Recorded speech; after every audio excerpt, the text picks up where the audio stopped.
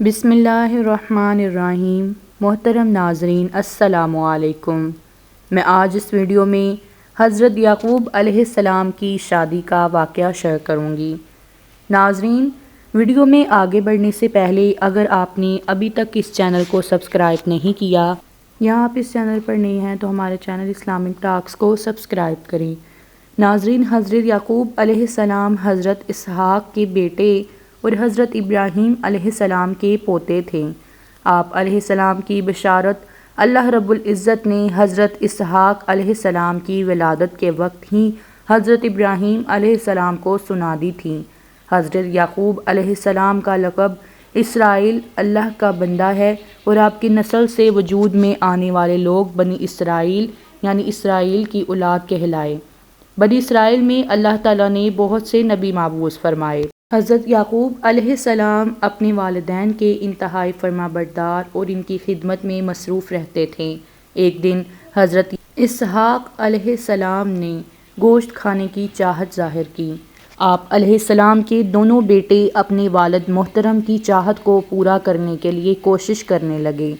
حضرت یعقوب علیہ السلام اپنے والد محترم کی چاہت کے مطابق انہیں اپنے بھائی عیس سے پہلے کھانا کھلانے میں کامیاب ہو گئے، جس پر حضرت اسحاق علیہ السلام نے خوش ہو کر ان کے حق میں دعا فرمائی کہ وہ معزز بعد والی قوموں کے سردار اور ان کے رزق و اولاد میں خوب برکت ہوں۔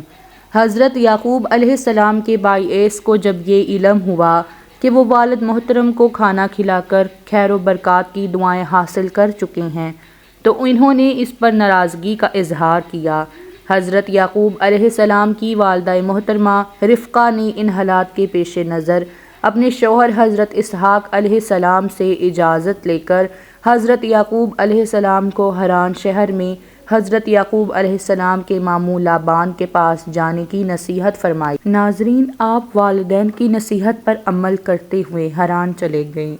آپ علیہ السلام کے ماموں کی دو بیٹیاں لیا اور راحیل تھیں۔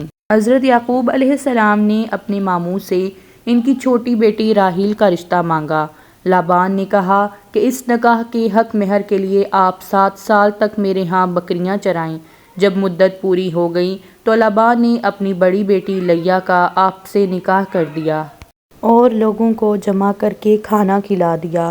آپ نے اپنی بیوی لیا سے شادی کے بعد ماموں سے کہا کہ میں نے تو آپ سے راحیل کا رشتہ مانگا تھا۔ انہوں نے جواب دیا، ہمارے ہاں یہ رواج نہیں کہ بڑی بیٹی سے پہلے چھوٹی کی شادی کر دیں۔ اگر تم راحیل سے نکاح کرنا چاہتے ہو تو مزید 7 سال تک میری خدمت کرو، میں اس کا نکاح بھی تم سے کر دوں گا۔